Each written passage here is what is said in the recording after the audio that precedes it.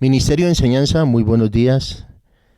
Bueno, queremos darle gracias a Dios. Esta es la última clase. Espero que durante este proceso hayan aprendido, pero no solamente que hayan aprendido, no solamente desde el punto de vista intelectual, sino desde el punto de vista espiritual. Es decir, más que información y más que adquirir conocimiento, es poder eh, que haya habido cambios en nosotros. Tocamos áreas muy importantes en el inicio de las clases. Se tocaron esas áreas que son tan claves que solo cada uno de nosotros las tiene. De pronto hasta tenga que volver a ver la clase para volver a repasar, ¿no? Todo lo que es la restauración espiritual, todo lo que son esos procesos de perdón, y todas esas etapas son claves. Las herramientas que se dieron de armas espirituales, de dones y talentos, fueron muy importantes y muy claves. Todo lo que tuvo que ver con principios y valores.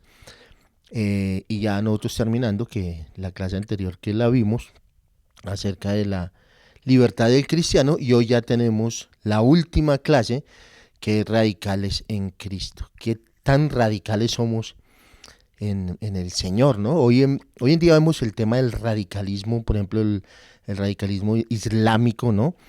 Y vemos que ese tipo de radicalismo llama la atención, y la gente no entiende cómo pueden llegar a ese extremo de ser tan radicales, y creer que pues que mueren y que se llevan al que sea por delante, y no, o sea, supuestamente porque ellos van a obtener un premio en el cielo por hacer esto. Bueno, todo lo contrario a lo que la Biblia nos enseña, ¿no? Pero cuando hablamos de radicales en Cristo, es que tan violentos y tan agresivos somos nosotros para dejar de hacer lo que hacíamos antes, que era pecado, para dejar de mentir, para dejar de hacer cosas que no son agradables al Señor. Y ese radicalismo, pues hoy en día vemos que la iglesia ha cedido mucho en muchos temas. La iglesia ha permitido que se filtren doctrinas, ideologías y un poco enseñanzas que no tienen nada que ver con el Evangelio. Y ahí es donde yo voy, qué tan radicales somos. O sea, para nosotros la escritura es lo más importante, lo único importante. No hay nada más importante que la palabra. O sea, que puede ser un tipo que sea un pensador, que sea un filósofo, puede ser un hombre con grandes dotes, con grandes capacidades, pero nada de eso nos puede desviar de lo que es la palabra. Y ser radical en Cristo significa que soy radical en lo que Cristo creía, en lo que Él era. Y ahí es donde yo voy a mostrar mi radicalismo, qué tan radical soy. La lámina nos muestra ahí, ¿no? O sea, no le tenemos miedo al diablo, no le tenemos miedo a nada, sino que nos enfrentamos. Y cuando tenemos que ir y mostrar lo que la escritura dice en contra de ideologías, filosofías que se han querido infiltrar en la iglesia, pues tenemos que mantenernos radicales. No podemos ceder a eso. La familia hoy está en peligro. ¿Por qué? Porque hemos cedido, porque hemos permitido, porque las familias hoy están en crisis porque el padre ha permitido cosas en su casa a sus hijos. Y hoy vemos la sociedad que tenemos. Todo por causa y consecuencia de no hacer el trabajo de ser radicales en Cristo. Ojo, sin llegar al legalismo, pero sí hemos llegado al libertinaje, permitiendo una cantidad de cosas, y el hogar se nos volvió un conflicto, un problema. Parejas creyentes que aman al Señor separándose, con dos, tres hogares. O sea, eso no es ser radical. El radical obtiene su matrimonio con esa mujer hasta que la muerte lo separe. A pesar de que pase lo que suceda, lo que ocurra, a pesar de lo que sea, se mantiene firme y es radical en eso. Y de eso es lo que queremos hablar en esta mañana. ¿Eres radical? Y empezamos con las preguntas. ¿Estás dispuesto a creerle a Jesús? Porque la gente cree en Jesús, pero ¿le cree a Jesús? Todo el mundo dice, no, yo creo en Dios, pero ¿le cree a Dios? ¿Le cree a lo que su palabra dice? ¿Está dispuesto a creerle a Jesús? Y cuando yo le creo a Jesús, pues voy a hacer lo que Él me diga. ¿Estás dispuesto a obedecer a Jesús? Claro, muchos vienen a la iglesia, muchos dicen, yo creo en Jesús, pero no lo obedecen. Y el Señor dijo, obedezcan mis mandamientos. Entonces, ¿qué tan dispuestos estamos a obedecer? ¿Mm? ¿Qué? conocimiento tienes acerca de ser radical? ¿Sabes qué es ser radical? Refleja tu vida que eres un discípulo de Jesús y que has sido transformado y que estar comprometido radicalmente a seguirle. Es clave esto, ¿no? No somos líderes porque la Biblia no habla de líderes. Jesús nunca habló de levantar líderes, Jesús habló de levantar discípulos. Somos discípulos de Jesús que hemos sido tocados y transformados por el poder de su palabra, por el Espíritu Santo que mora en nosotros. Y eso me tiene que llevar a un compromiso radical de seguirle hasta morir. ¿Qué necesitas cambiar hoy para que puedas estar en una posición para seguir al Señor bajo sus condiciones? Hay cosas que tenemos que cambiar, muchas cosas que hacemos como si fueran normales. Y eso nos lleva a reflexionar si aquellas cosas que hacemos agradan o no agradan al Señor. ¿Mm? Entonces, si yo voy a seguir al Señor, tengo que dejarlo todo. Dice que tengo que morir.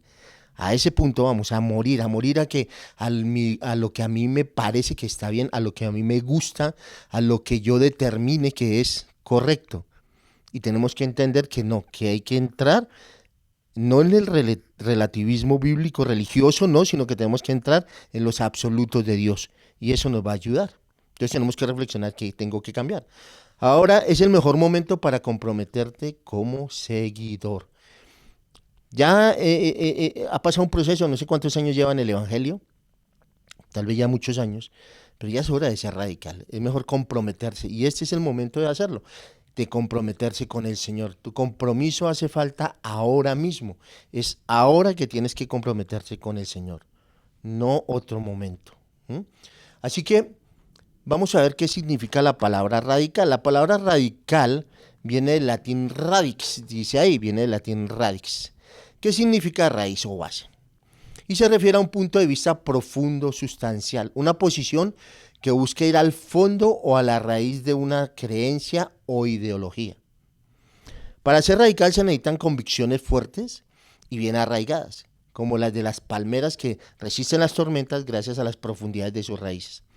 Si tú ves en el proceso que tenemos de enseñanza en el ministerio de Tierra Deseable, en el Ministerio de Enseñanza, Instituto Bíblico, lo que hemos buscado en las primeras clases que ustedes vieron, en el primer curso que vieron de Nuevos Tiempos, lo que estábamos buscando es precisamente eso, ¿no?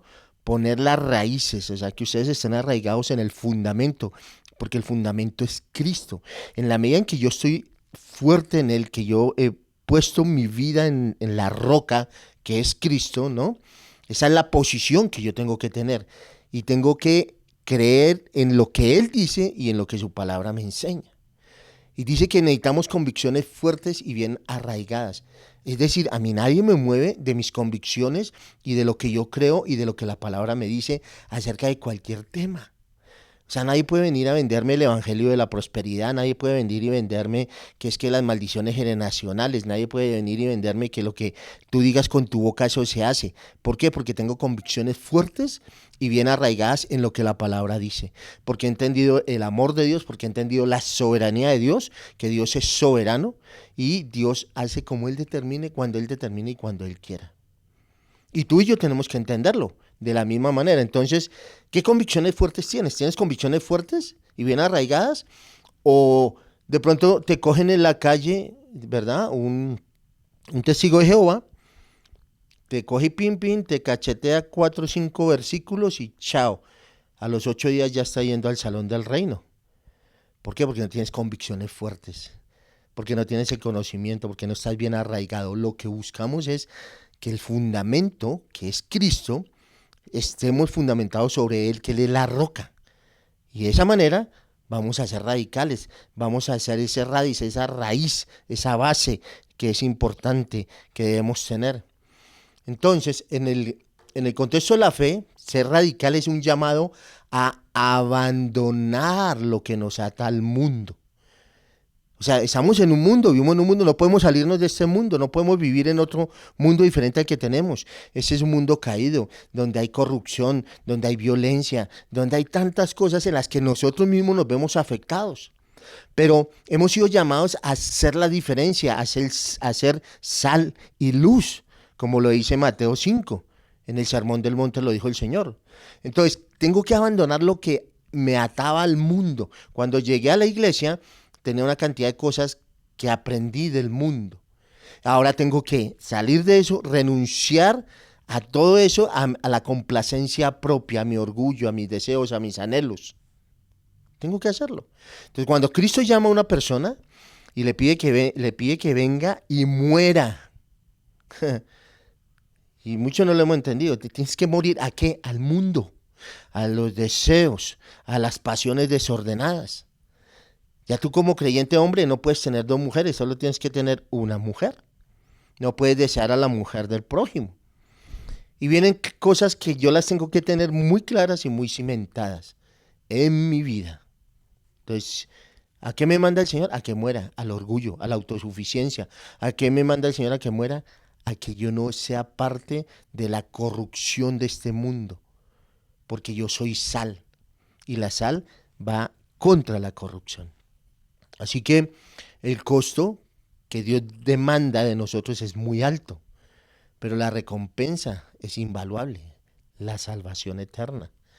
O sea, yo estoy dispuesto a dar lo que sea, a morir a lo que sea, a los gustos, porque el mundo es atractivo, el mundo nos atrae, el mundo es algo chévere, la pasa uno rico, el mundo, cosas, pero ¿sabes qué? ¿Estamos dispuestos a dejar eso? ¿Estás dispuesto a morir de eso? ¿A dejarlo a un lado? ¿Mm? ¿Qué has dejado? ¿Y qué te falta por dejar? Vale la pena dejarlo todo por Jesús. Vale la pena dejarlo todo para seguir con el Señor.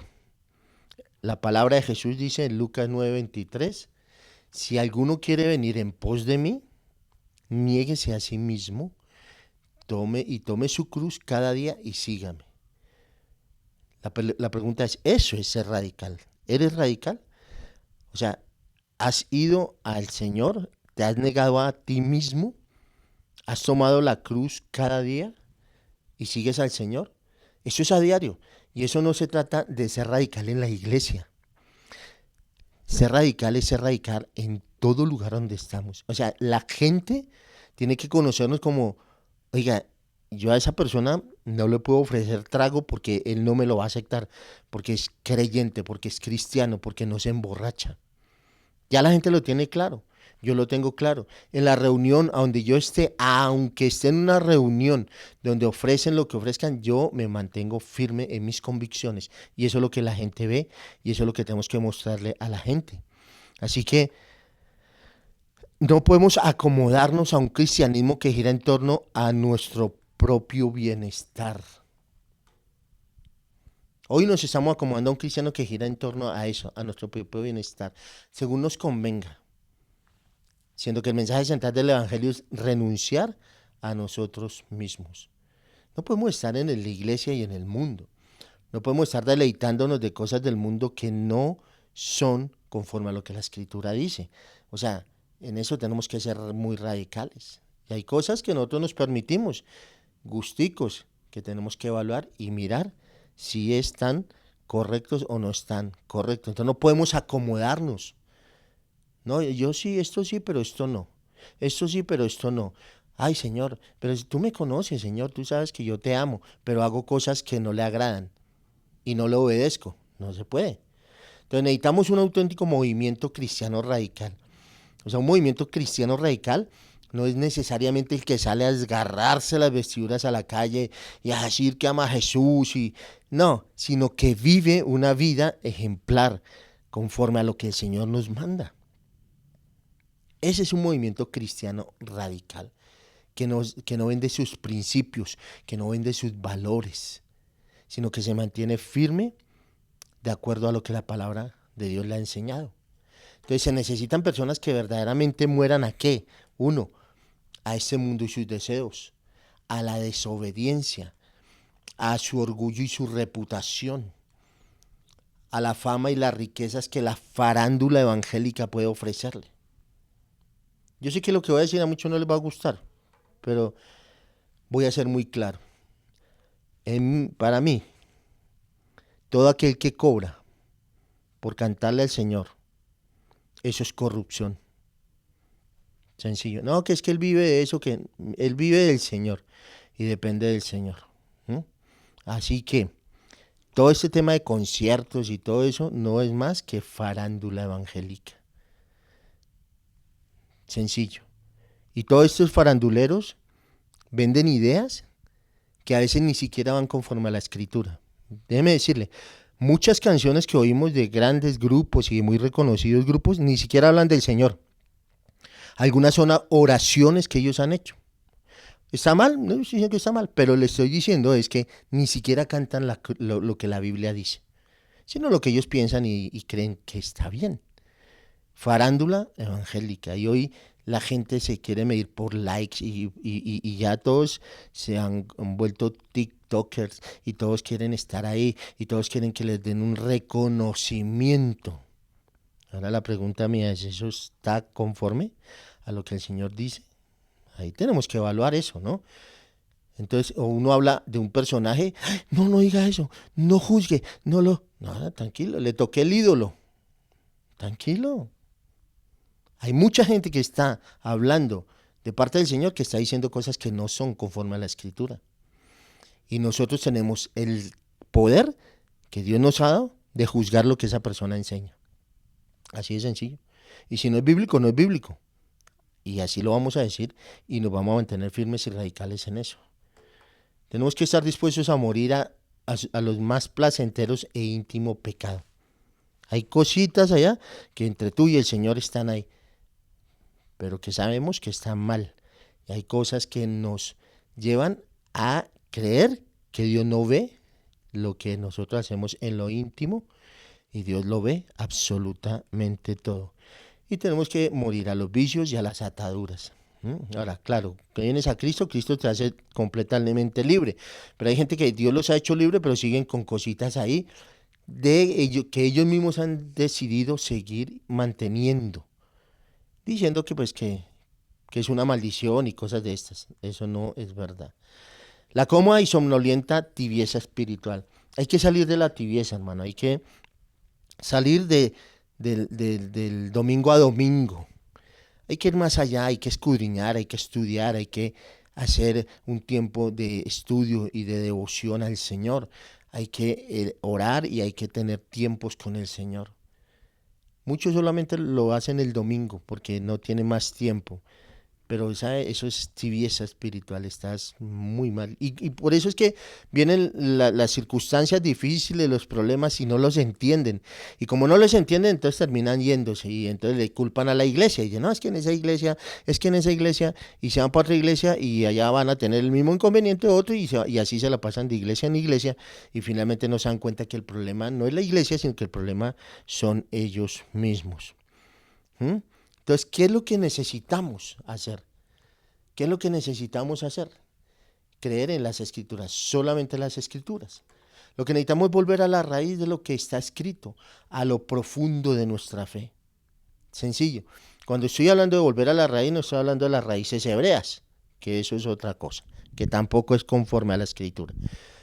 Así de sencillo. Cuando hablamos de las raíces, que tenemos que volver a lo que el Evangelio es, a lo que la Escritura dice. Entiendo la reforma que hubo. El tema de la reforma, por ejemplo, es un tema donde la gente se afirma mucho en los reformadores, pero es que la reforma fue una reforma a la Iglesia Católica. El Evangelio nunca ha sido reformado. La Iglesia, desde Hechos de los Apóstoles, es la misma Iglesia. Y las iglesias cristianas evangélicas bíblicas deben tener en la base y la raíz en Hechos de los Apóstoles. Entonces ahí salieron los presbiterianos, los luteranos. Entonces, cuando uno habla con ellos, dicen, no, es que Lutero dijo, sí, pero ¿y qué dice la Escritura? Lo que Lutero hizo pudo ser importante para la reforma de salir de ese catolicismo que tenían, ¿verdad? E hicieron una reforma a todo lo que ellos creían conforme a lo que decía la Iglesia Católica. Pero no es una reforma a la iglesia, y eso tenemos que tenerlo muy claro. En eso tenemos que ser radicales. Entonces, que Lutero dijo, que el otro dijo, que Arminio dijo, interesante lo que ellos dijeron, pero no están por encima de la Escritura, no están por encima de la palabra. Entonces necesitamos volver aquí a la Escritura, a la raíz, que dice la Escritura, ¿no? No necesitamos filosofía humana, grandes ideas o versículos sacados de contexto para ilustrar nuestros propios pensamientos. Por eso en la iglesia estamos enseñando la escritura, siempre. Y nunca buscamos salirnos de contexto, siempre en el contexto. ¿Mm? Porque no son mis ideas, ni mis pensamientos, ni lo que yo creo o a mí me parece. Es lo que la Biblia dice. Entonces, entre más argumentos bíblicos tengamos, mejor, porque no va a tener nada que decirnos nadie acerca de lo que la Escritura dice, porque nadie puede argumentar en contra de la Escritura. Necesitamos gente dispuesta a llevar su cruz, a seguir a Cristo, sin importar lo que eso signifique. Claro, muchos dicen como, pero no, Señor, mi vida haré por ti. Vamos a ver si es verdad. En el momento en que viene la crisis y las dificultades y los problemas, en ese momento es cuando uno se da cuenta qué tan radicales somos en Cristo. Entonces muchos han entendido el evangelio y el cristianismo como, bueno, yo ya hice la oración de fe, ¿no? Leer la Biblia o asistir a la iglesia, eso lo hace cualquiera. Es mucho más que eso. El radical tiene que ir mucho más allá de una oración de fe. No, es que yo ya hice la oración de fe. Yo leo la Biblia. ¿Y? Yo asisto a la iglesia. ¿Y? No, es ir más allá. No necesariamente con que vengas a la iglesia, con que estés en el instituto. Sí, pero es más allá. Es mostrar que Cristo vive en nosotros realmente. Y es ahí donde fallamos. Ahora, no estoy hablando de perfección porque nadie es perfecto, solo Dios. Estoy hablando de madurez. ¿Qué tan maduros somos? ¿Qué tan maduro es cuando tú llegas a la iglesia y se han sentado en el puesto donde tú siempre te sientas? ¿Eres tan maduro que vas y buscas otra silla o vas y peleas con la persona y armas bochinche y genera conflicto porque le ocuparon su silla? Como si la silla fuera suya. No. A ese tipo de madurez es a la que yo hablo acá. Entonces, ser cristiano no es una oración de fe, leer la Biblia y asistir a la iglesia. Ser cristiano es ir mucho más allá, es mostrar quién es el que vive en nosotros, quién es el que habita en nosotros. Jesús fue el pastor de una iglesia pequeña, no de una mega iglesia. Entonces, para ser un verdadero seguidor, un discípulo de Cristo, exige mucho más, mucho más. Ser un discípulo, un verdadero seguidor de Cristo, es mucho más que leer la Biblia, que asistir a la iglesia o hacer una oración de fe. Por esa razón Jesús fue el pastor de una iglesia pequeña, no de una mega iglesia.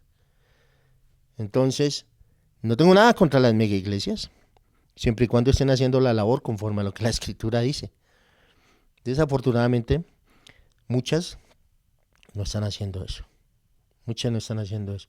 Y los escándalos y los problemas y los conflictos que hay en esas iglesias, pues son tremendos. Y lo único que hacen es mermar el evangelio. Que nadie quiera, eso que Cristo, eso es lo mismo. Mire ese, y empiezan a hablar, mire ese que cayó no sé qué, mire ese que no sé qué, mire ese que lo encontraron en no sé cuándo. Ahí es donde nosotros tenemos que demostrar que realmente es Cristo y que solamente las escrituras son las que nos pueden ayudar a mantenernos firmes. Entonces, después de que el Señor enseñaba sermones que confrontaban a la gente, solamente quedaban 12. Entonces, no buscamos agradar, Pablo lo dijo, yo no busco agradarlos a ustedes, yo busco agradar a Dios. ¿Sí? Y si agradando a Dios los desagrada a ustedes, pues no hay nada que hacer, no, de malas. Así de sencillo. Entonces siempre andamos buscando agradar a la gente.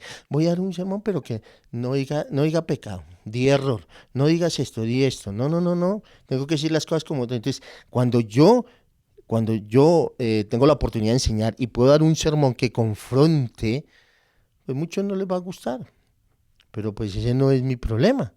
Porque yo no ando buscando likes, ni ando buscando que me digan que lo hice bien. No, lo que busco es enseñar la palabra de Dios. Así de sencillo. Y eso es lo que tenemos que hacer todo. Y tú te estás preparando para lo mismo. Te estás preparando el instituto bíblico. Tal vez Dios te ha hecho un llamado. Tal vez seas un pastor, un evangelista. No sé a qué Dios te llamó. Pero si Dios te llamó a algo, tienes que aprender algo. Tienes que ser radical. Tienes que saber que cuando Dios te dé la oportunidad de enseñar la palabra, no puedes salir con cualquier cosa. Tienes que ir con la escritura. Con la escritura. Por encima de cualquier otra cosa. Así que hemos perdido lo radical de nuestra fe y lo hemos sustituido por lo que es cómodo. Claro, la iglesia ha caído en eso, ¿no? Entonces muchas iglesias no hablan de pecado. ¿Por qué? Porque es incómodo. Y no vamos a incomodar a la gente. Una vez alguien me dijo, la gente es masoquista porque la gente van a la iglesia y les dan duro porque les dicen la verdad. Y yo, pues, pero ese es el trabajo de la iglesia. Y si yo voy a la iglesia y me dicen la verdad, pues yo tengo que reflexionar y cambiar. Sencillo. No tiene que ver con que la gente sea masoquista, tiene que ver con que yo tengo que confrontar a la gente con el pecado. Cuando estamos hablando de ser radicales, estamos hablando de que le vamos a decirle a la gente la verdad. Oye, mire, eso es pecado. Con todo lo que hay hoy en día, con todo el tema de ideologías y que el uno se cree un perro y el otro se cree un gato, tengo que decirle la verdad. Oye, no, mira, tú eres un hijo, tú eres un hijo o una creación. Si es hijo, pues debe entender que no está bien lo que está pensando, ¿verdad? Pero Dios no lo creó así, Dios lo creó así. Dios hizo hombre y mujer, listo, no hay nada más que decir. Pero eso a muchos le incomoda, entonces mejor dice, no, venga, tranquilo, bájele porque es que si no, vamos a tener problemas, se nos va la gente. Bueno, ahí vamos. Entonces, de creyente a discípulo, una decisión personal. De creyente a discípulo. Entonces, en el proceso que vamos, terminamos saliendo de ser creyentes a discípulos. Pero es una decisión personal. Yo tengo que decidir, ¿no? Entonces, muchos aceptan a Cristo como Señor y Salvador durante mucho tiempo, son creyentes, son cristianos, asisten a las reuniones, diezman, oran y leen la Biblia. Muchos lo hacen, muchos aceptan a Jesús como su Señor y Salvador. Primer paso, ¿no? Hacen lo que tienen que hacer. Hay que venir a la iglesia, sí, hay que diezmar, sí, hay que orar, sí, hay que leer la Biblia, sí. Pero piensan que la iglesia es un club social. Entonces, ay, qué chévere la iglesia, pero la iglesia no es un club social. Así de sencillo. ¿Qué va a pasar? Que un día se enfrentarán con la realidad. ¿Quién son realmente? Hoy muchos vienen a la iglesia y no tienen ni idea qué es lo que Dios quiere con ellos. ¿Cuál es la voluntad de Dios para su vida? Y andan ahí como el pueblo de Egipto. Como el pueblo de Egipto. Hay 40 años allí, dando vueltas, ¿no? Tengo que entenderlo. Cuando yo, cuando yo voy a la iglesia y me hablan la verdad de Dios y me confrontan y me pongo mal y me molesto, me están confrontando con mi realidad. Me están diciendo quién soy realmente. Y ahí es donde yo tengo que reconocer que tenía a Cristo como Salvador, pero que Él no tenía el control de mi vida. Muchos tienen que reconocer eso. Que vienen a la iglesia, que hacen cosas para la iglesia, aún sirven en la iglesia, pero no, el control de sus vidas no es Cristo. ¿Mm? No es Cristo. ¿Por qué? Porque no tenía una convicción real. Cuando no hay una convicción real, pues graves. Se enfrentan a la decisión de ser o no un discípulo que lo rinde todo, que renuncia a todo. El discípulo tiene que entregarlo todo, así de sencillo. Y no estoy hablando acá de que entregarlo todo es que usted tiene que dejar de trabajar, dejar de proveer para su casa, dejar de hacer lo que hace para venirse a trabajar a la iglesia. No estoy hablando de eso. O que se va a ir a las calles a predicar. No estoy hablando de eso, a menos que Dios lo haya llamado y le haya dado esa instrucción. Pero no estamos hablando de eso, de rendirme al pecado, no, de rendirme en contra, que voy en contra de todo aquello que no agrada a Dios. Y eso es lo que estamos hablando de ser radical. Entonces, si yo quiero ser un discípulo, pues es una decisión que yo tomo. Nadie me puede obligar, yo la tomo. Entonces, ¿qué pasa? Que cuando las convicciones no son reales, cuando no están claras, cuando se enfrentan a la decisión de ser un discípulo, ¿no? Se dan cuenta de que por el resto de sus vidas serían creyentes mediocres y no un discípulo de Cristo. Aún mucha gente, y tal vez tú que me estás viendo ahí en la clase, puedes llegar a esa conclusión, ¿no? De que eres un creyente mediocre. Porque ¿cuántos años en la iglesia? ¿Cuánto llevas caminando? No has ganado un alma, no oras por nadie, no busca, bueno, ni siquiera tienes tiempo con el Señor. Entonces, ¿qué estamos haciendo? Venimos a la iglesia porque venimos a la iglesia, por religión, no por convicción. Así que el costo de ser radical, ¿verdad? es decir, de ser un discípulo de Cristo y ser radical, lo podemos ver aquí en esta historia de Lucas 9, 57 al 62, los tres hombres en el camino. Voy a leerlo aquí para que luego lo podamos diluir. Versículo 57, yendo ellos, uno le dijo en el camino, Señor, te seguiré a donde quiera que vayas. Y le dijo Jesús, las zorras tienen guarida y las aves de los nidos, y las aves de los cielos nidos, mas el Hijo del Hombre no tiene donde recostar la cabeza. Y dijo a otro, sígueme. Y él le dijo, Señor, déjame que primero vaya y entierre a mi padre. Jesús le dijo, deja que los muertos entierren a sus muertos, y ve tú y anuncia el reino de Dios. Entonces también dijo otro, te seguiré, Señor, pero déjame que me despida primero de los que están en mi casa. Y Jesús le dijo, ninguno que poniendo su mano en el arado mira hacia atrás, es apto para el reino de Dios. Ve qué historia tan interesante. El costo de ser radical. Tres hombres se acercan al Señor, ¿no? Todos en ansiedad por seguirlo a Él. Pero sus condiciones revelaban su falta de entrega total. Todos querían seguirlo, pero todos tenían una excusa, ¿no? Entonces, el primero que dijo, te seguiré donde quiera que vayas. Jesús le respondió que ni siquiera él tenía hogar garantizado. Ya, eso no es casa que Dios, no se trata de que Dios te va a dar todo. No, no se trata de eso. Los seguidores de Cristo no tienen garantía de que sus necesidades básicas serán cubiertas. Es decir, no quiere decir que porque estás con Cristo y no vas a pasar por necesidades, no vas a pasar por dificultades. Hermano, eso no es verdad. Porque Dios en el proceso de santificación que nosotros llevamos va a permitir cosas en nosotros. Acuérdate de Job, Dios lo permitió. Acuérdate del mismo Pedro, que el Señor le dijo, ay, Pedrito, Satanás me ha pedido para zarandearte, pero confía. Así que te seguirá donde quiera que vayas.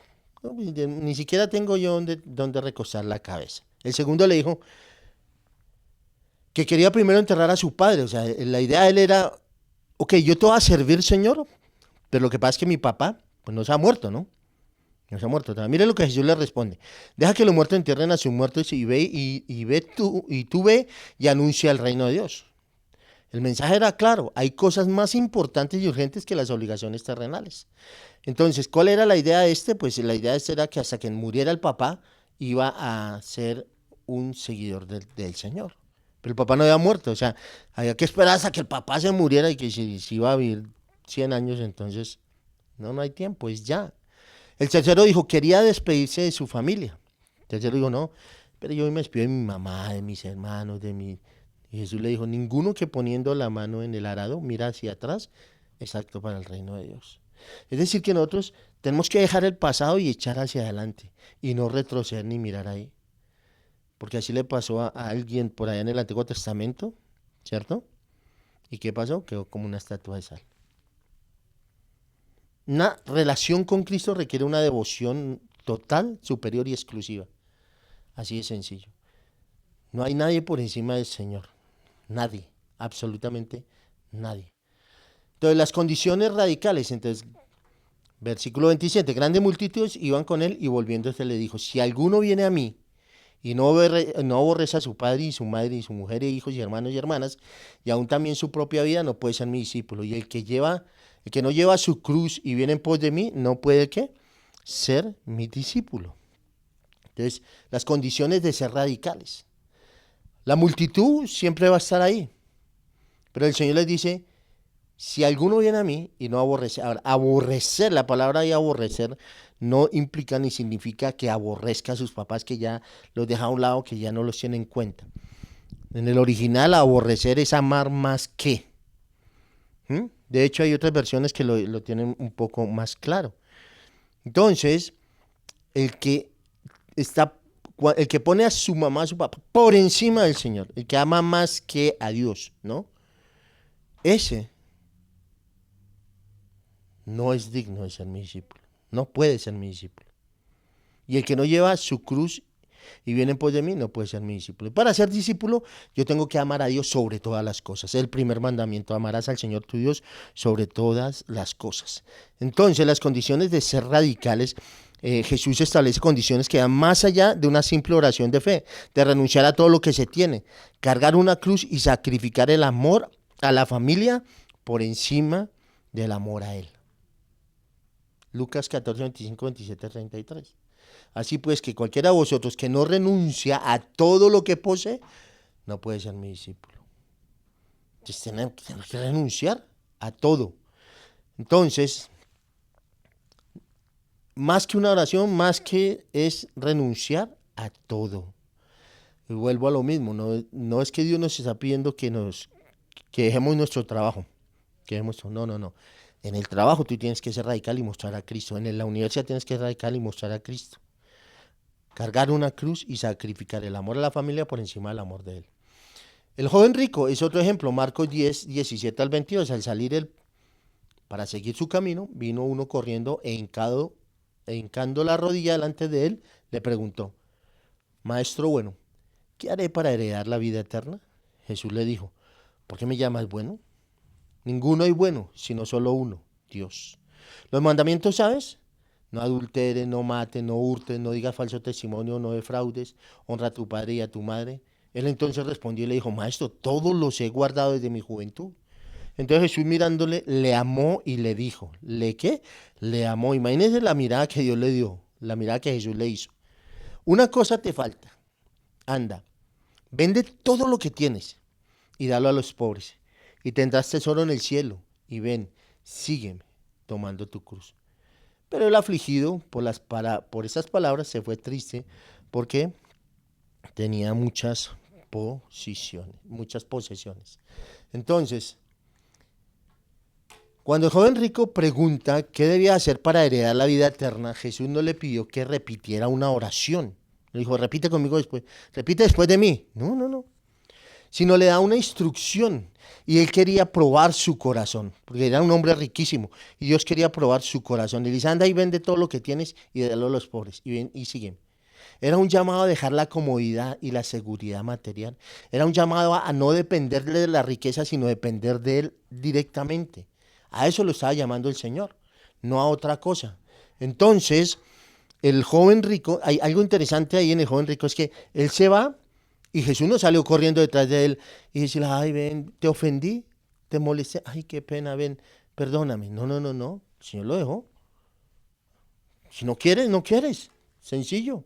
Entonces, el compromiso del discípulo es radical. Entonces, acá hay una encuesta de Josh Barna que revela en un estudio que la mayoría de los cristianos en Estados Unidos, no es diferente en América Latina, tienen un compromiso limitado con su fe. Participan en actividades, pero a la hora de establecer prioridades y seguir a Jesús dejando todo atrás, muy pocos están dispuestos a someterse. Bueno, pues no lo vemos. O sea, a la iglesia viene mucha gente, pero ¿cuántos son discípulos? ¿Cuántos están dispuestos a decir: voy a dejar esta vida de pecado y me voy a dedicar a hacer la obra del Señor? Son muy pocos. ¿Mm? Entonces, ser un verdadero discípulo es la decisión de dejar las filas de los interesados y ponerse al lado de los comprometidos. ¿Qué tengo que hacer? Dejar la fila de los interesados y meterme al lado de los comprometidos. ¿Cuántos comprometidos hay? ¿Tú eres un interesado o eres un comprometido?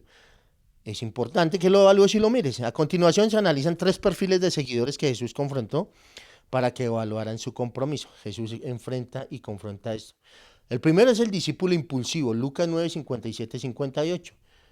Yendo ellos, uno le dijo en el camino: Señor, te seguirá donde quiera que vaya. Fue lo que leímos ahorita. Y le dijo Jesús: las zorras tienen guarida y las aves de los cielos nidos, mas el Hijo del Hombre no tiene donde recostar su cabeza. Este es el discípulo impulsivo, ¿no? Te seguiré donde quiera. En la iglesia, ¿no? ¿Qué hay que hacer? No, para las que sea.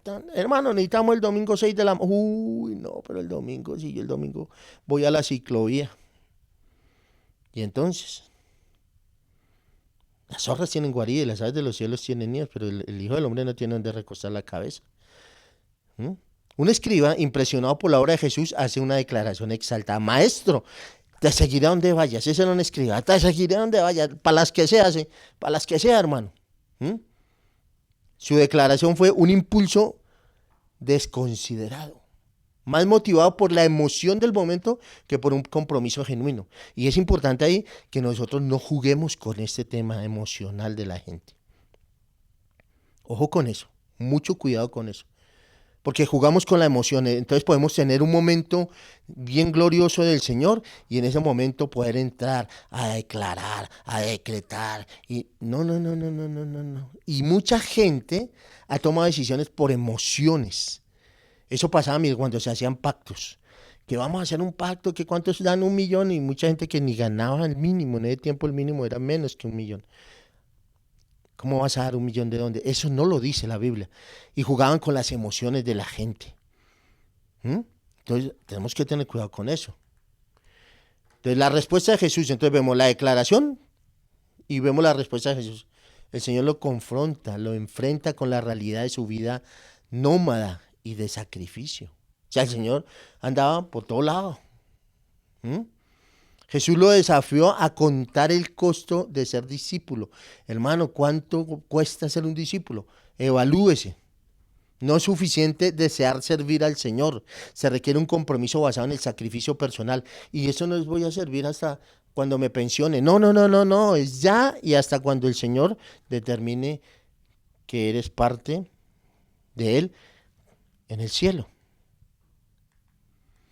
El segundo, el discípulo enredado, Lucas 9, 59 al 60, y le dijo a otro, sígueme. Y él le dijo, Señor, déjame primero que vaya y entierre a mi padre. Y Jesús le dijo, deja que los muertos entierren a los muertos y ve tú y anuncia el reino de Dios.